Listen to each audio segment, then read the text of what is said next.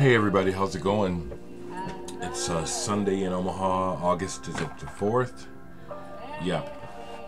And been having a wonderful visit with my sisters. They're heading back to California today. We're gonna go have breakfast in a minute. So I thought I'd go ahead and do a quick video update and just talk about a few things, music being one of them. The last video I uploaded was a real short clip of my sisters with our cousin, Big Mama Patricia. She has a restaurant here in Omaha called Big Mama's Kitchen. Now, our family is pretty large, like Minnie's, and so a lot of my family I didn't know, cousins and stuff, so I just found out that Big Mama is my cousin this year. But many of you folks have probably watched my cousin on the Food Channel and on the Travel Channel. Her restaurant has been featured on that show Guy, what's his name, with the spiky blonde hair? I don't know the name of his show, but her restaurant has been featured on his show before. And apparently it's been rerun. It's the one where he has to eat a pig ear. That's my cousin's restaurant.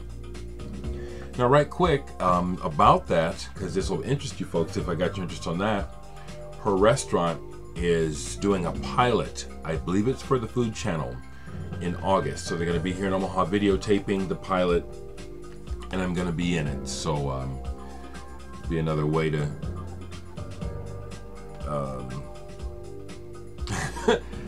see me if you want. I'll let you know when those are aired. But it's been a neat get together with my sisters and my brother. I'm letting my sisters visit my brother separate from me because he's just a pain in the ass right now.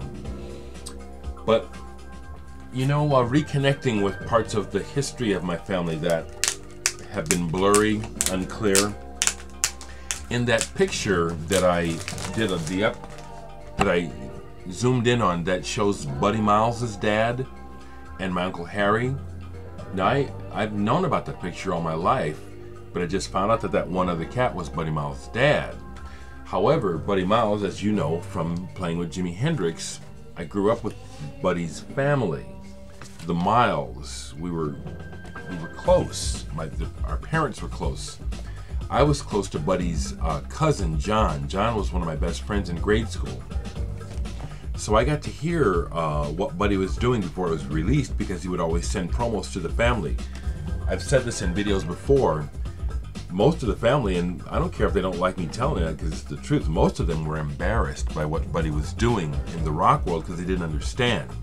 You know, he comes from the church and from soul. You know, he played with Wilson Pickett and everybody else. So I will never forget how excited I was when Expressway to Your Skull, when they first got their copy, and they were so embarrassed by the cover, and the only thing that they could boast about was that Jimi Hendrix was involved and he was famous. But I loved the album, so that was kind of cool, you know, to make the connection that my Uncle Harry and Buddy Miles Sr. were in the Jungle Rhythm Boys together.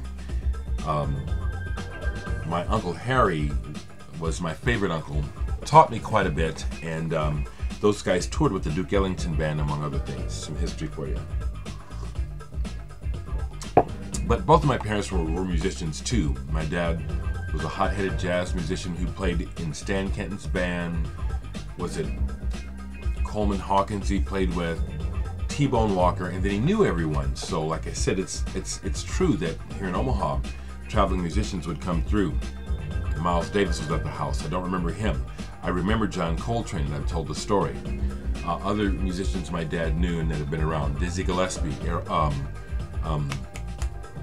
Dexter Gordon, Cannonball Adderley, Red Holloway. Johnny Griffin was like an uncle to me. Spoke to him before he passed away several years ago while living in Germany. So the music and the art, and it's just in my blood. It's in the family. But musically, I have bought a few records this weekend, and that's what I do with my money. I pay my bills and I buy records, you know. I live pretty simply. But here's some records that are been out that are out, and then I'll just talk about music for a minute. I'm listening to Peace Orchestra, and this is Shining Repolished Versions. This is like 2 12 inches where they're doing remixes, and it's nice.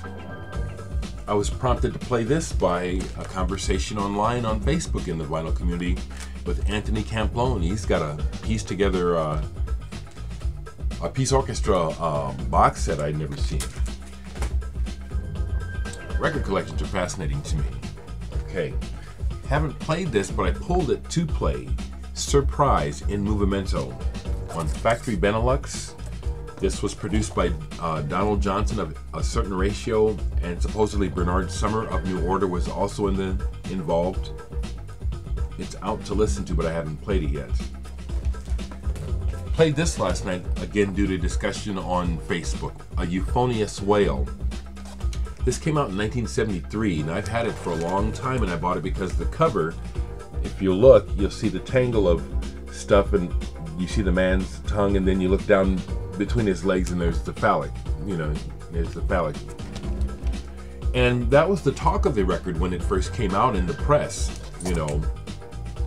So when I finally found a copy, that was partially why I bought it, was just because the cover is, a conversation piece. But I listened to it last night, and it's not what I go for in general, but it's a good album. Hard rock, blues tinged, female vocals primarily, a lot of organ. It's good. Have this out because it was being discussed, but I haven't played it yet. Peak, a Bondazar. One of the, I guess, more obscure items on Klaus Schultz Innovative Communications label. So this is out to be played. Was talking about this band online, Art Zoid from France. This is like modern chamber music. Just incredible. Just incredible. Not easy listening by any stretch of the word. Fantastic.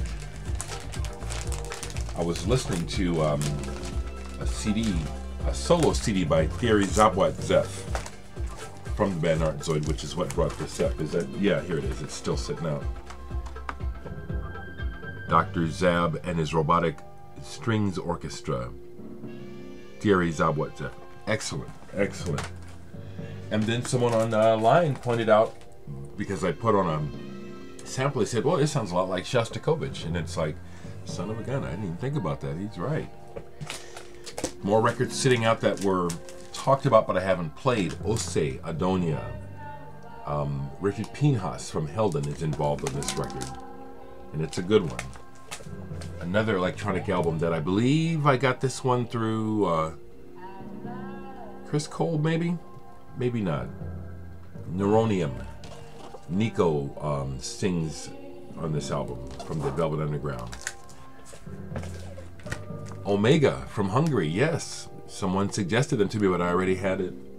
I have this one, 200 Years After the War. Excellent progressive rock. This is a wonderful, excellent album. They were showing box sets online yesterday in the YouTube vinyl community, so I pulled this one to show the Kraftwerk Minimum Maximum 4LP live box set. Just fantastic. Just fantastic. Kraftwerk, the pioneers. So even though my sisters have been in town, I've thankfully been able to just, have a good old weekend like I usually do. I've been visiting with them, and then I've been working on music and playing music and just enjoying life. A few more things that are sitting down here. I did some record digging with Jesse Cundiff from VC. I haven't even played this yet. I used to have this, Dry Jack, Magical Elements. It's a Kansas City-based jazz rock band. This is on Inner City. And I used to have this, and I got rid of it. It was kind of cheesy, I thought. But I've always liked the cover. And I found this copy, which is in great shape for, I think, like, what, $3. So I grabbed that. Haven't played it again yet. This one I took a chance on. I don't know what I'll think of it, but it's like sometimes I just want to know what something sounds like, and the only way to find out is to buy it. And if it's like $5, Mutzi, Light of Your Shadow. Now this looks like, on the surface, when you look at the guy, he doesn't really look all that interesting, but I was looking at the entire cover, looking at the songs, and they're long. Now one of them says Cocaine Blues, so that made me hesitate, but I thought to myself, this is interesting. It's on the Sussex label. That also interested me. Bill Withers was on here and a few other hit makers. So I just touched base on this, and it was what I thought, which is kind of blues-based, but it's like it's all stretched out. So I'm thinking this might be kind of interesting once I really get a chance to listen to it. David Darling on ECM. The cover is kind of trashed, but I didn't have this one. And David Darling is very good. Journal October.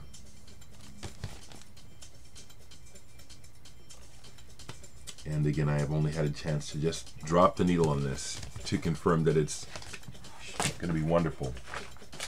I picked up 2 Paul Horn albums. I do like Paul Horn. I won't say that I'm collecting him, but because you can find his records so cheaply and it's such good music, I mean, you have to kind of sift through because some of it is kind of coffee table-like, but he's got some real deep, wonderful, kind of spiritual music. So these are a couple I bought, and this is one of the more commercial ones, but I bought it. It was cheap, and I like the cover. Visions, Paul Horn. It starts off with him doing Too High by Stevie Wonder, and that's really just to be ignored. There's some good songs on this album, and I like that cover. I like the cover too. This one I had never seen before. Paul Horn, Jupiter 8, with Ralph Dick on synthesizer. Now this starts off cheesier than hell. New age in a real commercial, crappy, condescending way, in my opinion. The music sounds condescendingly safe. But then, as it goes on, you hear the true musicianship. This is good. I've always hated, and I continue to hate, how advertising and this commerce dumbs everything down, trying to catch the most people. I find it insulting, personally. I do. Some other stuff that I picked up recently. My sister, when she came in town, we went down to the market, stopped in the Homers, and did I show this? But Hardcore Devo. I used to have this when it first came out. Big Devo fan, especially when they first came out because they were so different. So I got this. I got the other. There's 2 volumes, yeah. So I got both. Hardcore Devo. They played in Omaha on my birthday, July 7th, I think it was 1978. Awesome show. I picked up the single of Oh Superman by Laurie Anderson.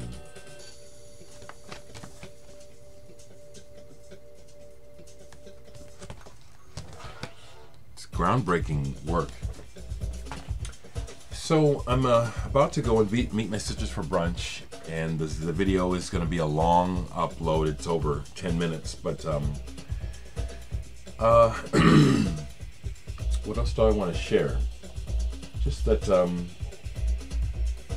I thought I was done with the soundtrack, and then they wanted something real specific for the fight scene and for another scene, so been trying to wrap that up. We'll see if they like what I've done. I've done about 4 different things trying to cover what it is they're looking for. I hope I got it this time.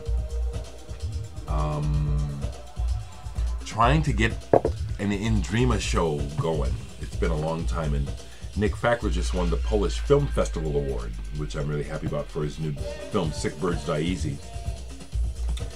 But myself and other members of Indrima, we're just like saying, man, we want to play. We've only played once this year, so trying to pull that together. In other record news, update on Nice and records in general. Let me pull it. Yes, folks, Sonospheres is still available. I still have this for sale, you know. When you go to my blog site, just scroll down to see how to order this. I still have it.